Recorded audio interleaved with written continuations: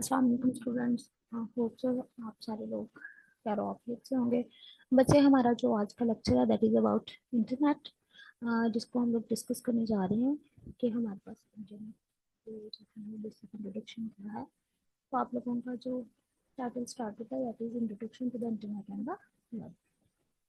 अगर हम लोग इसको स्टार्ट करें तो देखो, सबसे पहले हमारे पास एक्सप्लेनेशन होती है व्हाट इज इंटरनेट। अगर हम इंटरनेट की बात करें तो इंटरनेट हमारे पास basically the world largest network है। मतलब दुनिया का जो सबसे बड़ा नेटवर्क है उसको हम लोग बोलते हैं दैट इज इंटरनेट। अब इंटरनेट जो है ये बेसिकली दो वर्ड्स का कॉम्बिनेशन है हमारे पास। अगर हम देखें तो this is a combination of inter and net.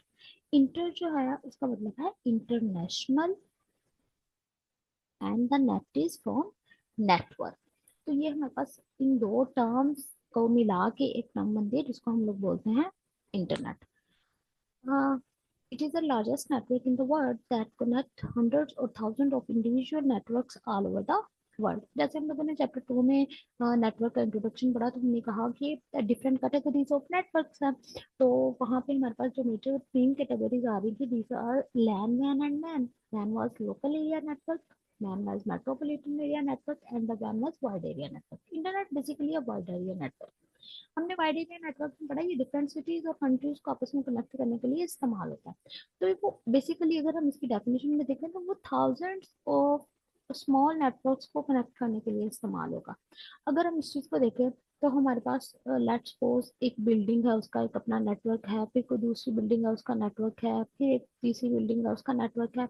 और ये अगर अलग अलग सिटीज में है तो एक ऐसा नेटवर्क जो इनको आपस में कनेक्ट कर रहा है वो क्या है हमारे पास, एक वर्ल्ड वाइड नेटवर्क है जिसको मैन बोलते हैं। तो इंटरनेट हमारे पास एक wide area network. The popular term of the internet is the information highway. Information highway का क्या मतलब है कि एक ऐसी चीज जिसके ऊपर इंफॉर्मेशन जो है वो कहीं पर भी ट्रेवल करेगी। दुनिया के किसी भी कोने में डिफरेंट सिटीज डिफरेंट कंट्रीज के दरमियान इंफॉर्मेशन को ट्रेवल करवाया जा सकता है। rather than moving through the geographical space, it moves your ideas and information through the cyberspace, the space of the electric movement of the ideas and information। क्या हो रहा होता है हमारे पास, हमारी इंफॉर्मेशन जो है वो दुनिया में किसी भी जगह को जो है उसको बड़ी आसानी से मूव करवाया जा सकता है। तो यही इसका कुछ इंट्रोडक्शन था हमारे पास, जिसके अंदर हम लोगों ने पढ़ा कि इंटरनेट बेसिकली हमारे पास है क्या चीज। इससे नेक्स्ट जब हम मूव करेंगे तो आपने पहले इसको अच्छे तरीके से जहन नशीन कर लेना है कि हमारे पास जो इंटरनेट है वो है क्या चीज। हाँ, इससे नेक्स्ट अगर हम मूव करें तो वो हमारे पास आता है internet. No one own it. मगर सिंपली अगर हम इसको देखें तो हम ये नहीं कह सकते कि फला एक पर्टिकुलर अदारा है, इंटरनेट उसकी मलकियत है। ऐसा नहीं कहा जा सकता। इंटरनेट बेसिकली हमारे पास ये नेटवर्क बना कर सकते। अगर हम लोग इसको आसान लफ्जों में समझना चाहें तो इंटरनेट बेसिकली बेटे क्या हुआ, डिफरेंट ऑर्गेनाइजेशंस ने अपने छोटे छोटे नेटवर्क्स बनाना शुरू किए। हर एक ऑर्गेनाइजेशन ने अपना नेटवर्क बनाया। जब इन ऑर्गेनाइजेशन ने अपने छोटे छोटे नेटवर्क्स बनाए तो इन्होंने फिर एक दूसरे के साथ कनेक्शन बिल्ड करना शुरू कर दिया। अब जब ये आपस में कनेक्ट होना शुरू हो गए तो आहिस्ता आहिस्ता ये नेटवर्क जो है वो बढ़ता गया और ये इंटरनेशनल नेटवर्क। हम ये नहीं कह सकते कि एक पर्टिकुलर ऑर्गेनाइजेशन है और उस ऑर्गेनाइजेशन ने पूरी दुनिया की सारी ऑर्गेनाइजेशंस को अपने साथ कनेक्ट किया हुआ है। ऐसा नहीं है। इंटरनेट बेसिकली हमारे पास क्या चीज है, हमारे पास डिफरेंट ऑर्गेनाइजेशन अपने नेटवर्क्स बनाती गई और फिर वो आपस में कनेक्ट होती गई तो वो हमारे पास इंटरनेट बन गया।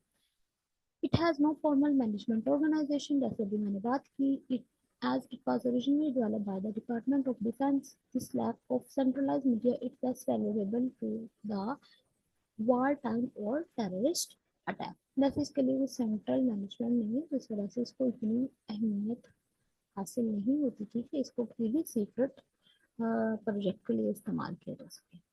To access the internet, an existing network need to pay a small registration fee and agree to a certain standard based on the TCP/IP transmission control protocol and the internet protocol। अब हमारे पास क्या होता है, हमें थोड़ी थोड़ी सी registration fee पे करनी पड़ती है। जैसे अगर हम आसान लफ्जों में इसको समझना चाहें तो हम लोग क्या करते हैं, डिफरेंट टाइप के पैकेजेस परचेज कर लेते हैं। तो वो हम क्या कर रहे होते हैं, हम लोग इंटरनेट की एक्सेस हासिल कर रहे होते हैं।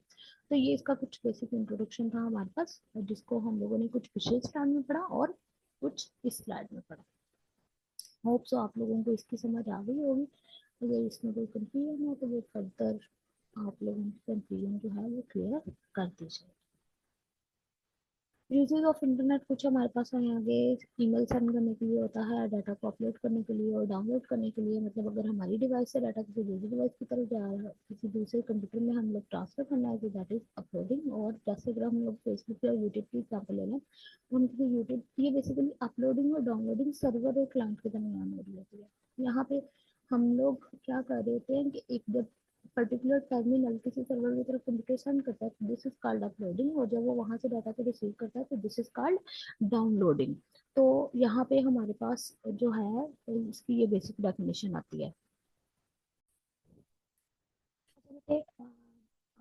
ईमेल को सेंड करने के लिए send and receive data different computers के दरमियान। इसके बाद participate in discussion group such as mail, mailing list and the news group surfing the web. हमारे पास इसके जो है मल्टीपल यूजेस अवेलेबल है, जिसके अंदर हम लोग क्या कर सकते हैं, इमेज को सेंड कर सकते हैं, डाटा को सेंड और रिसीव कर सकते हैं, किसी भी डिस्कशन ग्रुप का हिस्सा बन सकते हैं, और इंटरनेट पे कुछ भी सर्च किया जा सकता है। सर्चिंग द वेब बेसिकली होता है इंटरनेट पे कुछ भी जब हम सर्च करते हैं तो बेसिकली ये टर्म उसके लिए इस्तेमाल की जाती है। तो होप सो आप लोगों को यूजेस को समझ आई होगी, सिंपल सा कॉन्सेप्ट इसके अंदर लिखा हुआ है। अच्छा जी, अब जब हमने इंटरनेट पढ़ लिया कि इंटरनेट क्या चीज है, तो उसके अंदर हम लोग पढ़ते हैं what is web. Web basically है वर्ल्ड वाइड वेब। वेब हम लोग क्या कहते हैं कि ये collection of multiple web pages की कलेक्शन है। और वेब हमारे पास है क्या चीज, वेब पेजेस है कि जब कोई एक पर्टिकुलर पर्सन अपना कोई पर्टिकुलर डाटा किसी भी डॉक्यूमेंट के ऊपर जब वो लिख के दूसरे पर्टिकुलर यूजर्स के साथ शेयर करेगा। जैसे हम लोग यहाँ पे वेब की बात करते हैं तो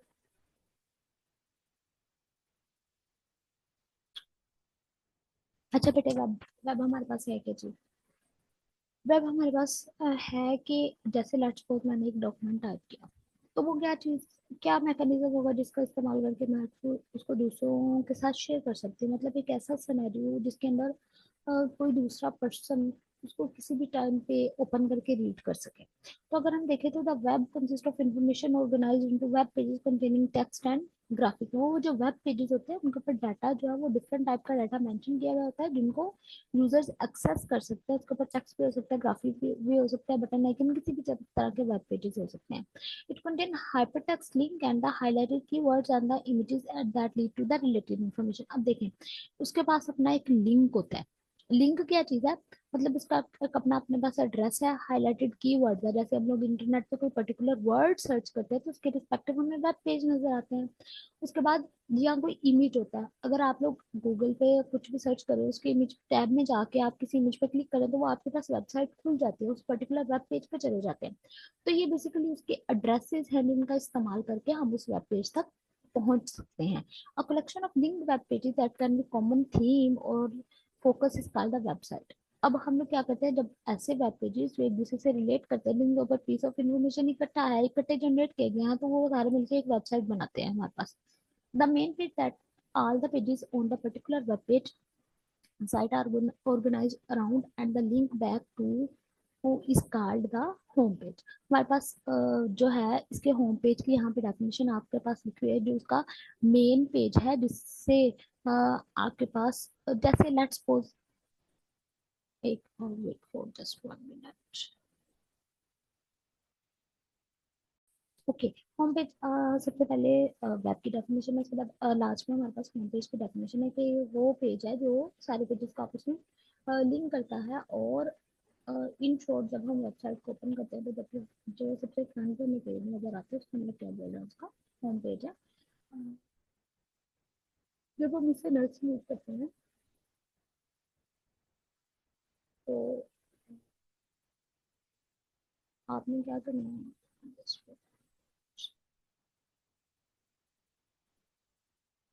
अब यहाँ पे आगे हम लोग किसी भी इंटरनेट को एक्सेस कैसे कर सकते हैं? Many school and businesses have direct access to the internet using the special high speed communication lines and the equipment. Students and in that can access to the organization local area networks through their own personal computer. Another way to access the internet is through the internet service provider. अब यहाँ पे मेरे पास क्या है, इसमें तीन तरीके बताए हैं इंटरनेट को एक्सेस करने के लिए. सबसे पहले आता है कि हाई स्पीड कम्युनिकेशन लाइन अपना पर्टिकुलर ऑर्गेनाइजेशन के पास, ऐसी ऑर्गेनाइजेशन जो क्या करती हैं इंटरनेट को एक्सेस करने के लिए अपने पास डिफरेंट टाइप की केबल्स और मॉडेम्स को इम्प्लीमेंट करती हैं और इनके उनका इस्तेमाल करते हुए वो इंटरनेट को एक्सेस करते हैं. ऐसे ही हमारे पास जो है कुछ ऑर्गेनाइजेशंस हैं या कुछ एम्प्लॉयज का, कुछ ऑर्गेनाइजेशन का जो अपना लोकल एरिया नेटवर्क होता है उसके थ्रू भी उसको एक्सेस कर सकते हैं उसके एम्प्लॉयज या स्टूडेंट्स. और थर्ड है हमारे पास, जैसे हम लोग सिम सिम के पैकेजेस परचेज करते हैं, इंटरनेट सर्विस प्रोवाइडर्स हैं. तो ये बेसिकली तीन तरीके बताए हुए हैं हमें इंटरनेट को एक्सेस करने के. अच्छा जी, to access the internet and existing network need to pay a small registration fee and agree a certain standard based on the TCP/IP transmission control protocol and inter-protocol reference model. Each organization pay for its own network and its own telephone bill, but those costs usually exist independent of internet.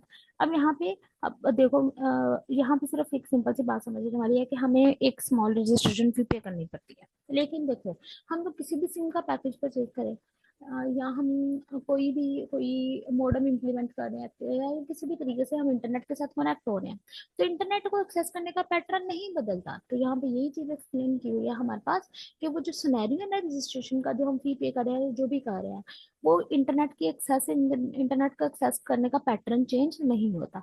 The regional internet companies route and the forward all the traffic and the cost is still only that for the local telephone calls. तो यहाँ पे हमारे पास जो है simply,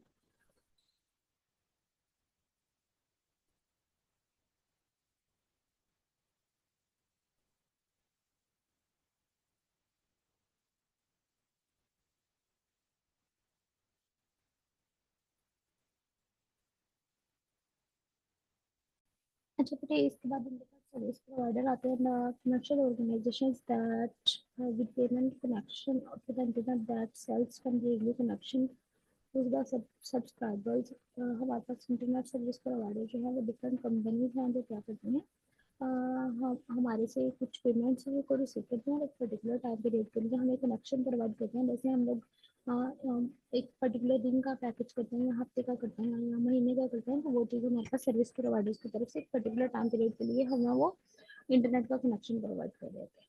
अच्छा, उसके बाद है हम लोग किसी भी वेब पेज को एक्सेस कैसे कर सकते हैं. जैसे once you have your internet connection then you need to special software called the web browser to access the web. देखो सिंपली हम लोग दोनों ने इंटरनेट पर चेक कर लिया, कनेक्शन अवेलेबल है, तो हम किसी भी वेब को एक्सेस कैसे करेंगे. इसके लिए हमारे पास सर्च इंजन का होना जरूरी है. जैसे क्रोम है, इंटरनेट एक्सप्लोरर है, फायरफॉक्स है, ये डिफरेंट टाइप के ऐसे सर्च इंजन है जिनका इस्तेमाल करके हम वेबसाइट्स को एक्सेस कर सकते हैं. Web browsers are used to connect you to the remote computer, open and transfer file, display in text and images. Web browsers are the specialized program. Example of web browsers, Netspace, navigators and the internet explorer. Different type के आप example Chrome की भी mention कर सकते हैं, ओपरा की भी mention कर सकते हैं, कोई भी ये ब्राउजर है जिसको आप मेंशन कर सकते हैं यहाँ पे. वो ऐसा कोई नहीं है कि आप एग्जाम्पल कोई और नहीं ऐड कर सकते, लेकिन सिंपल है कि हम लोगों ने हम लोगों ने शुरू में पढ़ा कि व्हाट इज वेब, और सॉरी व्हाट इज इंटरनेट. उसके बाद हमने पढ़ा वेब. उसके बाद हम लोगों ने देखा कि हम इंटरनेट को एक्सेस कैसे कर सकते हैं.